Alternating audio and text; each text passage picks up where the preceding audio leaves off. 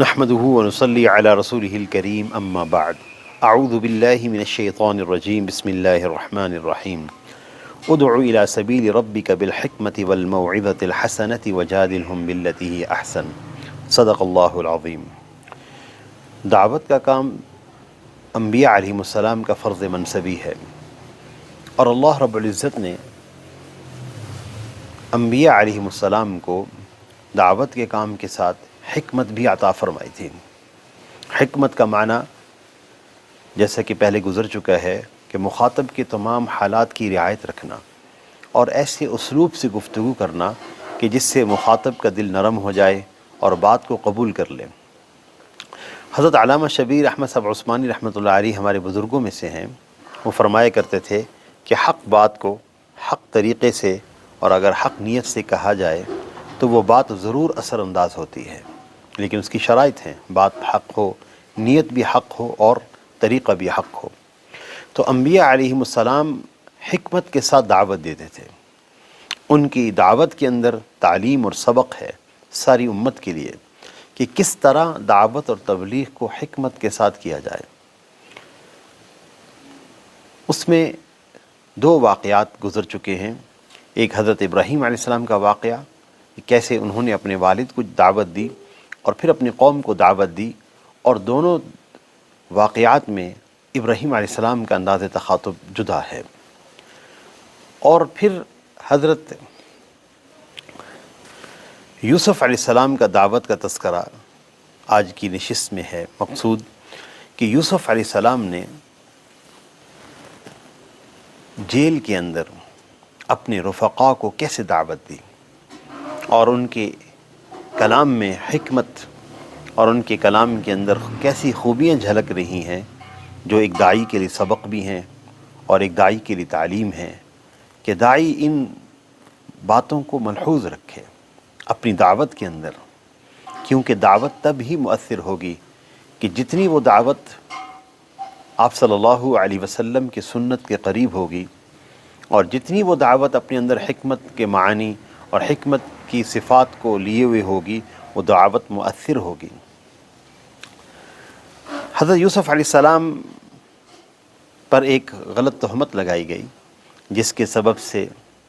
ایک جھوٹی تہمت لگائی گئی، جس کے سبب سے وہ ان کو جیل جانا پڑا۔ اللہ تعالیٰ نے ان کو سیرت کے اعتبار سے اور صورت کے اعتبار سے کامل بنایا تھا، ہر اعتبار سے خوبیاں ان کے اندر جمع تھیں، اور حضرت یوسف علیہ السلام اس تہمت سے بری تھے، اور یہ بات تمام ذمہ داران کو معلوم تھی، لیکن اس کے باوجود پھر بھی انہوں نے ان کو جیل میں ڈالا، جیسا کہ قرآن پاک میں آتا ہے ثم بدا لهم من بعد ما رأوا الآیات لیسجننہ حتی حین، کہ حقیقت کھلنے کے باوجود بھی انہوں نے حضرت یوسف علیہ السلام کو جیل میں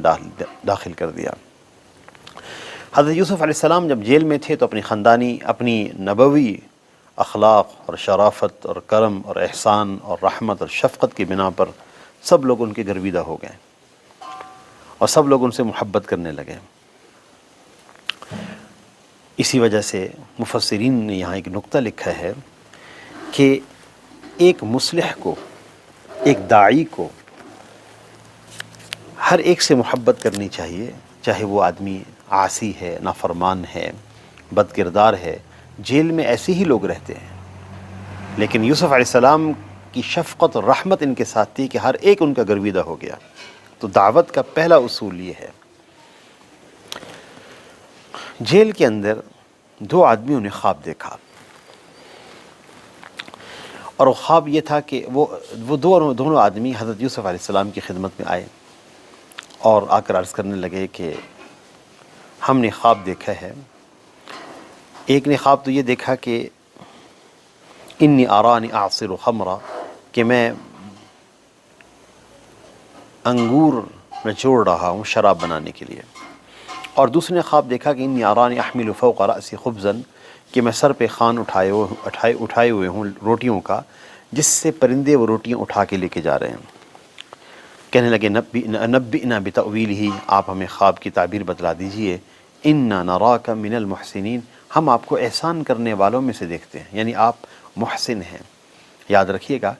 احسان کا معنی ہوتا ہے کسی چیز کو اچھے طریقے سے انجام دینا، اور آپ صلی اللہ علیہ وسلم نے احسان کی تعریف فرمائی جب آپ سے جبرائیل علیہ السلام نے پوچھا تو آپ نے فرمایا ان تعبد اللہ کأنک تراہ فإن لم تکن تراہ فإنہ یراک، کہ تم اللہ کی عبادت ایسے کرو جیسے تم اللہ کو دیکھ رہے ہو۔ اگر یہ کیفیت نہیں پیدا ہوتی تو کم از کم یہ کیفیت ہو کہ اللہ تمہیں دیکھ رہے ہیں۔ تو ان حضرت، چونکہ یہ دونوں حضرات حضرت یوسف علیہ السلام کے اخلاق کو دیکھ چکے تھے، آپ کی کریمانہ شان کو دیکھ چکے تھے، اس لیے انہوں نے یہ کلمات کہے انا نراک من المحسنین۔ تو دعوت سے پہلے کریمانہ اخلاق و شرافت اور ان کی رحمت اور ان کی مہربانی اور ان کی محبت، یہ سبب تھی ان دونوں کو یہاں کھینچ لانے کی۔ حضرت یوسف علیہ السلام نے فرمایا لا یأتیکما طعام ترزقانہ الا نبأتکما بتأویلہ قبل ان یأتیکما، کہ تمہارا کھانا جو روز آتا ہے اس کھانے کے آنے سے پہلے پہلے میں تمہیں خواب کی تعبیر بتلا دوں گا۔ حضرت یوسف علیہ السلام نے پہلی بات تو یہ فرمائی کہ تم نے انتخاب کرنے میں غلطی نہیں کی، میرے پاس آئے ہو، صحیح انتخاب ہے تمہارا۔ اور دوسرا کہ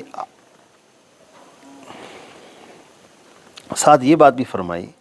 کہ میں یہ تمہیں تعبیر جلد بتلا دوں گا، دیر نہیں ہوگی۔ حضرت یوسف علیہ السلام ان کو دعوت دینا چاہتے تھے، لیکن اپنی گفتگو کا آغاز ایک انتہائی اعلیٰ پیرائی پہ کیا کہ سنتے ہی مخاطب کا دل مطمئن ہو گیا کہ اگلی بات جو فرمائیں گے وہ ہمارے دلوں کے اطمینان کا ذریعہ ہوگی۔ ایک تو تاخیر نہیں ہوگی جو تم نے بات پوچھی ہے مجھ سے، دوسری بات فرمائی کہ تم نے انتخاب میں غلطی نہیں کی، میرے پاس آئے ہو، صحیح جگہ آئے ہو۔ اور پھر حضرت یوسف علیہ السلام نے ایک ہی سانس میں اگلی بات بھی فرمائی ذالکما مما علمنی ربی، یہ مزاج نبوت ہے کہ کوئی کسی قسم کے فضل کو وہ اپنا فضل نہیں کہتے، کسی قسم کی صفت کو وہ اپنی ذاتی صفت نہیں کہتے، اور وہ یوں کہتے ہیں کہ یہ اللہ کی طرف سے عطا کردہ ہے۔ تو مزاج نبوت کو ظاہر فرمایا اور ساتھ ہی فرمایا ذالکما مما علمنی ربی، کہ یہ خواب کی تعبیر دینا اس میں میرے علم اور فضل کا کوئی دخل نہیں، یہ میرے اللہ کا فضل ہے۔ اور تمہارے ذہنوں میں یہ بات ہونی چاہیے کہ یہ کوئی رمل اور جفر کا علم نہیں ہے، یہ اللہ جل شانہ کی طرف سے عطا کردہ ہے۔ پھر اگلی بات فرمائی کہ انی ترکت ملت قوم لا یؤمنون باللہ وہم بالآخرۃ ہم کافرون، کہ میں ایسی قوم کو چھوڑ چکا ہوں، ان کی مذہب کو، ان کی ملت سے بیزار ہوں، جو آخرت پر اور آخرت کا انکار کرتے ہیں اور اللہ کی ذات کا انکار کرتے ہیں۔ میں ان کی ملت سے بیزار ہوں، میں ان کو چھوڑے ہوئے ہوں۔ پھر فرمایا واتبعت ملت آبائی ابراہیم و اسحاق و یعقوب، میں نے جس ملت کی اتباع کی ہے وہ میرے باپ ابراہیم علیہ السلام، اسحاق علیہ السلام اور یعقوب علیہ السلام کی ملت ہے، میں ان کی ملت پر ہوں، ان کے مذہب پر ہوں، اور میں اللہ کے ساتھ کسی کو شریک نہیں ٹھہراتا، اور یہ میرے اوپر اللہ کا بہت بڑا فضل ہے، لیکن اکثر لوگ شکر ادا نہیں کرتے۔ اب چونکہ انبیاء علیہ السلام کی شان یہ ہوتی ہے کہ ان کے اوپر انبیاء علیہ السلام اپنے فرض منصبی کی طرف ہر وقت متوجہ رہتے ہیں، اور ایک داعی جس کا وظیفہ دعوت دینا ہے وہ اس بات کی طرف متوجہ رہے کہ میری دعوت کا کام تمام کاموں پہ مقدم ہے۔ تو یوسف علیہ السلام نے اگلی بات فرمائی یا صاحبی السجن اارباب متفرقون خیر ام اللہ الواحد القہار، اے میرے جیل کے ساتھیوں یہ بتاؤ کیا بہت سارے متفرق خدا، الگ الگ معبود، یہ زیادہ بہتر ہیں یا ایک اللہ جو اکیلا ہے اور غالب ہے،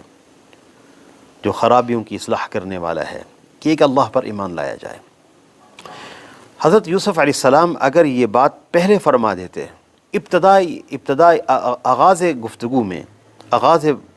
میں فرما دیتے تو یہ بات اتنی مؤثر نہ ہوتی۔ انہوں نے یہ بات آغاز گفتگو میں نہیں فرمائی، آغاز گفتگو میں مخاطب کے دل کو مطمئن کیا، اور اس کے بعد اگلی بات یہ فرمائی اگر آغاز گفتگو میں یہ بات فرماتے تو شاید یہ بات ان کے رفقا پہ رگراں گزرتی اور دل و دماغ کے ساتھ رفقا ان کی طرف متوجہ نہ ہوتے۔ حضرت یوسف علیہ السلام ان کے دل و دماغ کو اپنی طرف متوجہ کر چکے تھے۔ پھر فرمایا ما تعبدون من دونہ الا اسماء، جن بتوں کی تم عبادت کرتے ہو، تمہارے ہاں مختلف بت ہیں جس کے تم نے مختلف نام رکھے ہوئے ہیں، الا اسماء، یہ صرف ایک نام ہے، سمیتموہا، جن کو تم نے رکھا ہے، انتم و آباؤکم، تم نے اور تمہارے آباء و اجداد نے۔ حضرت یوسف علیہ اس آیت میں حضرت یوسف علیہ السلام کا یہ جو قول اللہ نے نقل فرمایا اور یہ آیت نازل ہوئی، یہ یوسف علیہ السلام کے اس قول کو اللہ تعالیٰ نے آیت میں جو بیان فرمایا ہے، یہ معمولی بات نہیں ہے۔ یہ کیسی شان کے ساتھ ہے،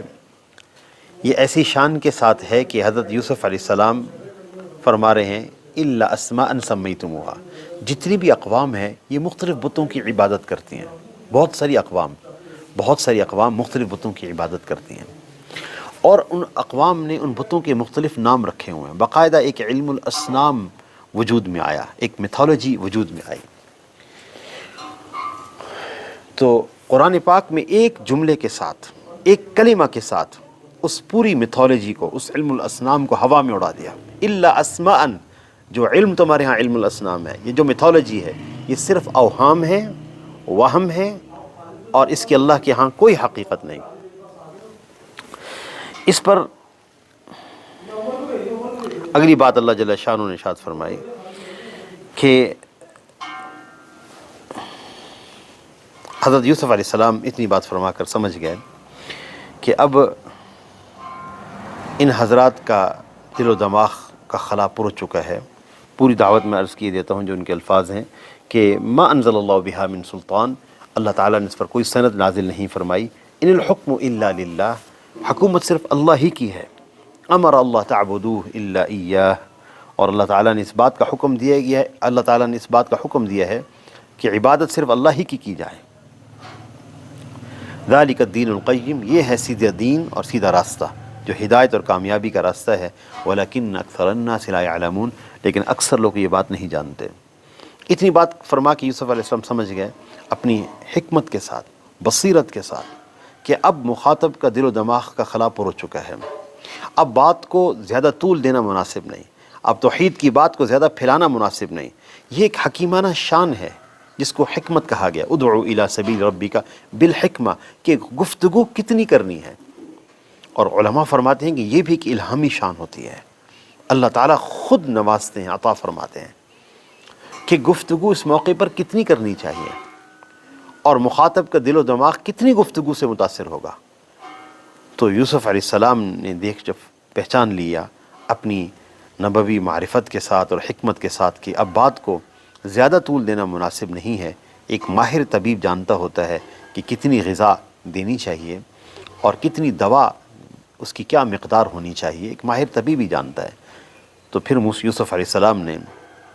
ان حضرات کو خواب کی تعبیر بتلائی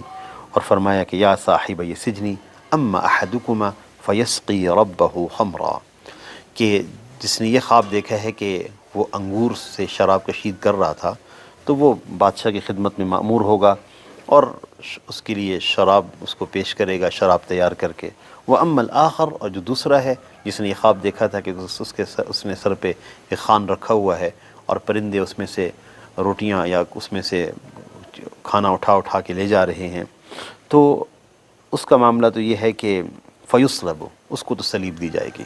فتأکل الطیر من رأسہ، اور پرندے اس کے سر کو کھائیں گے۔